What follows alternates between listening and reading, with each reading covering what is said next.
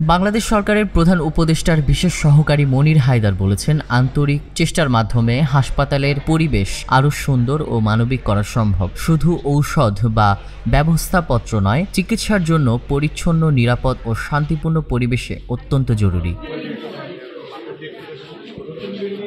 হাসপাতালে বর্জ্য ব্যবস্থাপনার ঘাটতির বিষয় নিয়ে তিনি উদ্বেগ প্রকাশ করে দ্রুত সমাধানের নির্দেশ দেন। শুক্রবার সকালে তিনি মেহেরপুর 250 শয্যা বিশিষ্ট জেনারেল হাসপাতাল পরিদর্শনকালে এসব কথা বলেন। তিনি আরও বলেন, সারা দেশের মতো এখানেও আধুনিক সুযোগ সুবিধা নিশ্চিত করতে সরকার নিরলস কাজ করছে।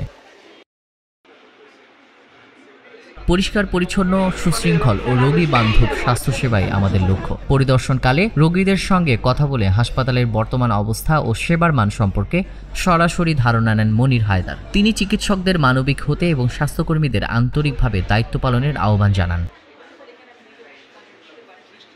তিনি সংশ্লিষ্ট কর্মকর্তাদের নির্দেশ দেন, ঔষধ ও জনবল সরবরাহে যেন কোনো ঘাটতি না থাকে এবং প্রতিটি রোগীর যেন সম্মানের সঙ্গে চিকিৎসা পান। সীমাবদ্ধতা এটা সর্বজনবিদিত।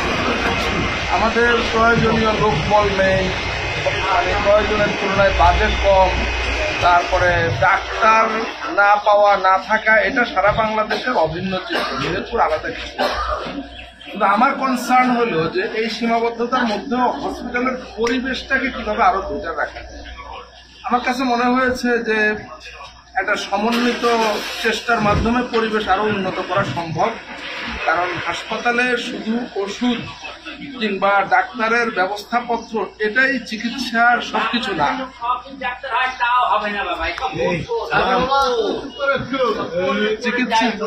চিকিৎসার ক্ষেত্রে খুবই গুরুত্বপূর্ণ হলো পরিবেশ। একজন মানুষ যেখানে চিকিৎসা গ্রহণ করবেন সেটার পরিবেশ যদি ভালো না হয় তাহলে অনেক সময় সুস্থ মানুষও অসুস্থ হয়। তা আমি ওনাদেরকে হসপিটাল সুপার সহ অন্য যারা আছেন, সিভিল সার্জন আছেন, জেলা ম্যাজিস্ট্রেট আছেন এবং আমাদের সঙ্গে খুলনা ডিভিশনাল কমিশনারও আছেন, আমরা একটু ঘুরে দেখলাম যে পরিবেশটা কীভাবে আরেকটু উন্নত করা যায়। এখানে যে হসপিটালের বর্জ্য যেটা সেটা নিয়মিত অপসারণ করা হয় না, এটা পৌরসভার কাজ। আমি জেলা ম্যাজিস্ট্রেটকে অনুরোধ করেছি যে যতটা সম্ভব সপ্তাহে, আমি চাই যে প্রতিদিন, এটা আসলে দুনিয়ার কোনো জায়গায় নাই, মানে দিনে একাধিকবার হসপিটালে বর্জ্য নিয়ে যাওয়া, সেখানে দিনে অন্তত একবার নেওয়া, মানে সারাদিনে একবার নিয়ে গেলেও হয়। আমরা দেখলাম যে প্রচুর বর্জ্য ওখানে জমে আছে। আমাদেরকে বলা হয়েছে যে সপ্তাহে একদিন, কোনো সপ্তাহে 2 দিন। এইটা আসলে খুব অস্বাস্থ্যকর একটা পরিবেশ তৈরি করেছে। এটা আমি, যেহেতু এখানে সবাই আছেন, জেলা ম্যাজিস্ট্রেট আছেন, পুলিশ সুপার আছেন, ডিভিশনাল কমিশনার আছেন, সিভিল সার্জন, হসপিটাল সুপার, এটা সবাই যদি একটু এ ব্যাপারে চেষ্টা করে সমন্বিতভাবে, সবাইকে সহযোগিতা করে, তাহলে এই সমস্যাগুলো দূর করা সম্ভব। এবং পরিদর্শনের সময় তার সাথে ছিলেন খুলনা বিভাগীয় কমিশনার ফিরোজ সরকার, জেলা প্রশাসক Sifat Mehraj, police super Maksuda Akter Khanam, civil surgeon doctor AKM Abu Saeed এবং হাসপাতালের তত্ত্বাবধায়ক ডক্টর শাহরিয়া শায়লা জাহান।